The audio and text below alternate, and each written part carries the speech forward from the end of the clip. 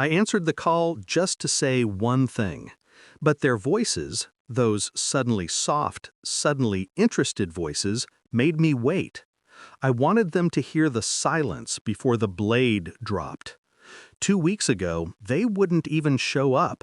A backyard wedding? That's for poor people, my mother scoffed. My siblings laughed behind her. Then she added the line that didn't cut, no, carved itself into me. I'm embarrassed for you. She meant it. They all did. And they made sure I heard the echo of their refusal in every empty RSVP card. But now that millions had seen the fairy lights, the soft lantern glow on my wife's dress, the live band, the trembling vows, now that brands called and strangers cried over a kind of love my family never believed I deserved, now they wanted in. And so the phone kept buzzing with their names, begging for forgiveness, proximity, fame. But before I said what I'd waited to say, I let myself drift back to when all this began. Backstory: before the betrayal. My mother used to be proud of me, or at least she pretended well enough that I believed her. As a kid, I mistook her criticism for guidance, her silence for approval, her attention rare, sharp, conditional for love. So I kept earning, kept achieving, kept handing her trophies like offerings, praying she'd finally soften. She never did. But when I met Lily, everything shifted. Lily smiled with her whole face. She asked questions and waited for the answers. She held my hand like she understood every old bruise beneath the skin. My family hated that. Not because of her, she was too gentle to hate, but because she made me less dependent on them. They warned me she was using me.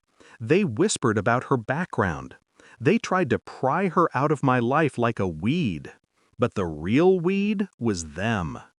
Discovery of betrayal, the breaking point. The first sign came when my mother accidentally texted me instead of my sister, "Tell her to cancel the ridiculous backyard idea.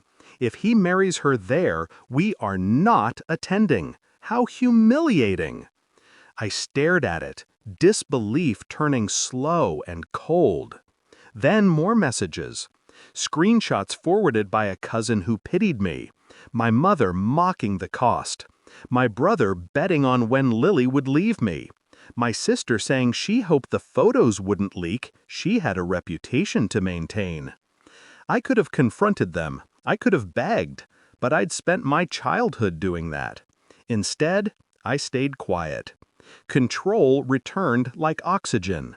Shift in mindset, planning the revenge. People don't notice quiet men. They don't notice the ones who absorb insults with a still face. They should. Silence is where strategy grows. So I planned, not to hurt them physically, not to scream or break or fall apart, but to let them reveal themselves to the world exactly as they were. The wedding was never meant to impress them, but the video was meant to expose them. I hired a friend, an editor who understood subtle storytelling. We cut my family's cruel messages between shots of the ceremony preparations. Not full messages, just tiny glimpses, cropped lines, names blurred. Enough to hint, not accuse. Enough for the audience to connect the dots without ever hearing my voice. We uploaded it quietly, and then the internet took care of the rest. Execution of the plan. The dominoes fall. The video went viral in hours. 10 million views in 2 days. Comments flooding in. Who would skip something this beautiful? Imagine choosing pride over love. Some families don't deserve second chances. Brands emailed about sponsorships. Magazines requested interviews.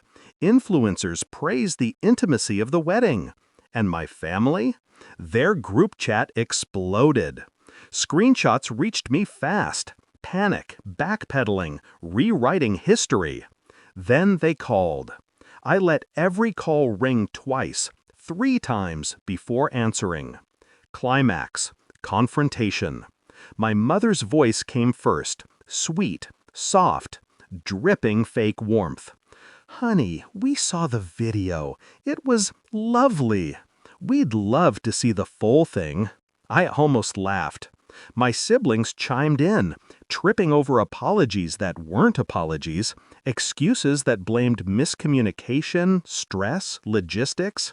They wanted what they always wanted: access, relevance, a seat at a table they mocked until the world decided it was beautiful. I listened, calm, detached, letting the tension stretch until it hummed through the line. Then I spoke. "Thank you for calling," I said, "and thank you for not coming." Silence. "You made the wedding honest, real, pure. It was perfect because you weren't there, and the world agrees." My mother inhaled sharply. I continued. "Oh, and about the video? Don't worry, I never used your names. People figured you out all on their own." I hung up before the panic hit. Resolution, the final cut. I stood in the quiet afterward, the phone still warm in my hand. For the first time in my life, the silence felt like freedom. I didn't need their approval. I didn't need their presence. I